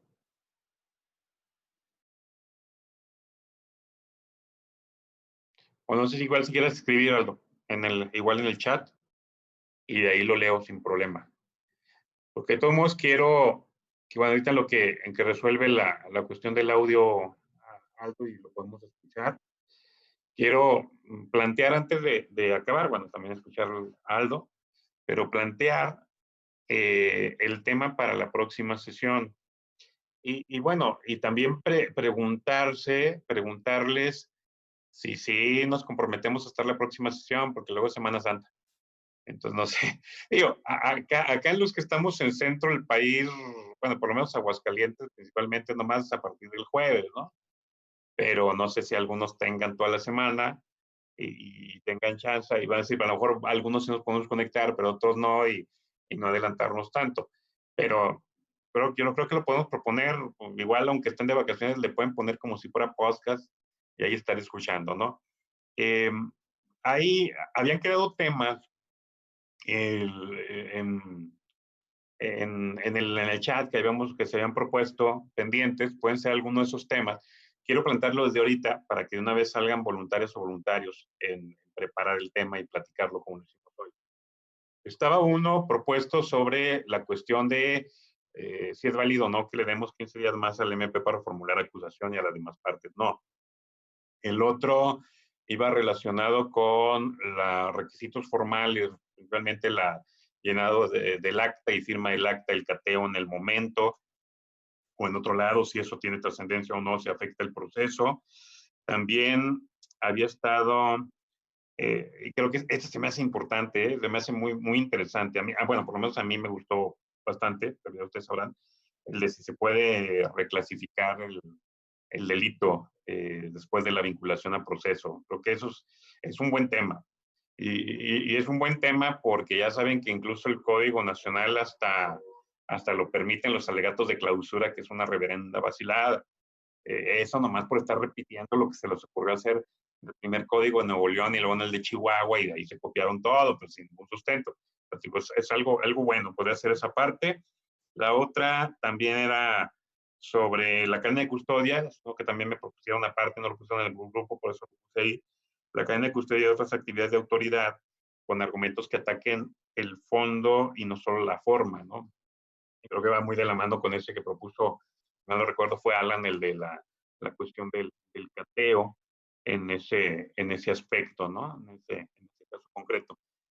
No sé si uno de esos, porque también están comentando en el chat, bueno, miren, comentan en el chat sobre interrogatorio contra interrogatorio. Creo que podemos llegar a un punto a cómo interrogar, creo que podemos meternos a cómo interrogar, tema de objeciones también.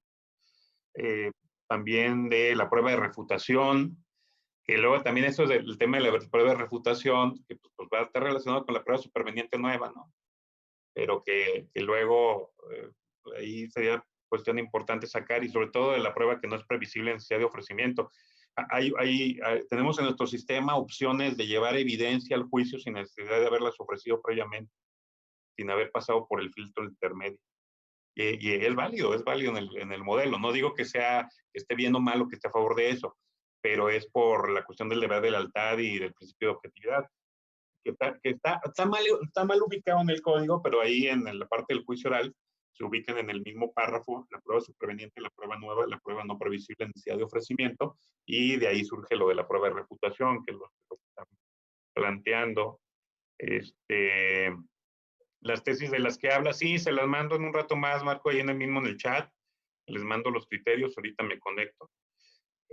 Otro tema, asesores jurídicos cuando se convierten en asesores coadyuvante, que hacen suya las del MP y no ofrecen pruebas. Podríamos hablar uno de la sociedad coadyuvante, cuáles son los efectos prácticos y demás. Dice Aldo que está batallando. Ok, no te preocupes, Aldo. Igual si estás en el chat de WhatsApp, ahí lo puedes poner y ahí lo resolvemos también con audio, no hay bronca.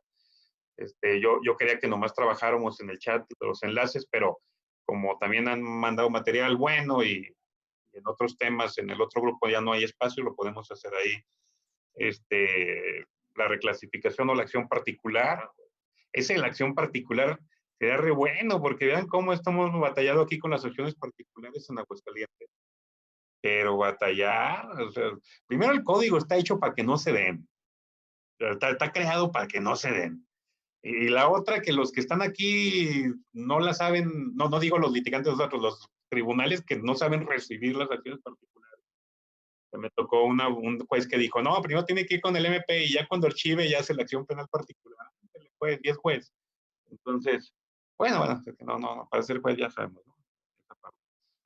Delitos contra personas morales. Ok, también puede ser lo de la acción penal particular. Eso también sería muy bueno. Acá también tenemos una experiencia en Aguascalientes muy buena de que mandan citar al representante legal de una persona moral, pero al representante como imputado. Cuando el imputado es la persona moral. Y lo siguen haciendo, ¿no? Es un cuete esa parte. O ilicitud de valoración de la prueba. A ver, voy a hacer que, como son varios temas los que están planteando, les voy a pedir, por favor, mándenlos mejor, como son varios temas, mándenlos al grupo de WhatsApp. Mándenlos hoy mismo, ahorita que terminemos, mándenlos las propuestas. Y vuelvo a hacer lo mismo que hice para este punto. Los conjunto todos, abro votación y planteamos cuál, ¿no? Para no elegir uno, no decir uno, porque si no, todos tendríamos que ver. Entonces, les encargo que por favor manden esa parte. Aldo, igual, si quieres, mándanos audio de tu comentario o pregunta, lo que vas a plantear en el mismo WhatsApp, y ahí mismo podemos hacer los comentarios. También podemos hacer retroalimentación en el mismo WhatsApp. Entonces, les pido que mandemos esa parte y hacemos la votación y nos veríamos tentativamente, lo ponemos para el próximo miércoles, igual a las 6 de la tarde. Espero no tener tantos problemas para la conexión al principio y empezar puntualmente. Digo, ya son, acá en tiempo del centro de México ya son las 8, pero ni se notó, o sea, de cómo estuvo el tema, ni nos dimos cuenta de dónde estuvo buen interesante la clínica. Entonces, dice Fernando, van a meter a bote a la persona moral. Es una de las críticas. Y déjate de que la metan a bote, que la pena de muerte, porque una de las sanciones es la disolución de la persona moral. Es pena de muerte y está prohibida por la Constitución. O sea, es un rollazo también esa parte de la responsabilidad penal de las personas jurídicas. Entonces, les agradezco, dejo de grabar, dejamos la sesión.